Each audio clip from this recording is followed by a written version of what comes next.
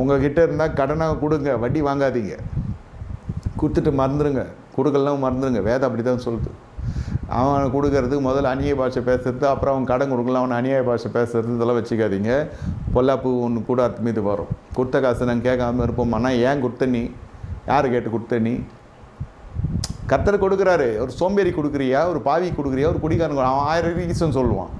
அப்படியே விரல இருந்து ரத்தம் ஒழியுதுன்னு சொல்லுவான். 1000 ஹாஸ்பிட்டல் விசிட் சொல்லுவான். பொய்யா கூட இருக்கும். பணம் வாங்கிறதுக்காக. திரும்பி வர்றதுக்கான வழி தெரியுமா உனக்கு? எடுத்துமே அவ்வளோ காசு எடுத்துமே கொடுக்குறேன்றீங்க.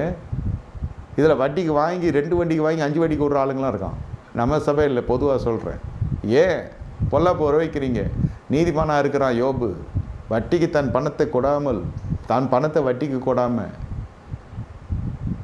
ஒன்று கொடுத்தா அது கொடுங்க, அதோடு மறந்துடுங்க. வந்தால் கர்த்தர் செய்க. கூடுமான வரைக்கும் இந்த மாதிரி நெப்பமான பகுதியில்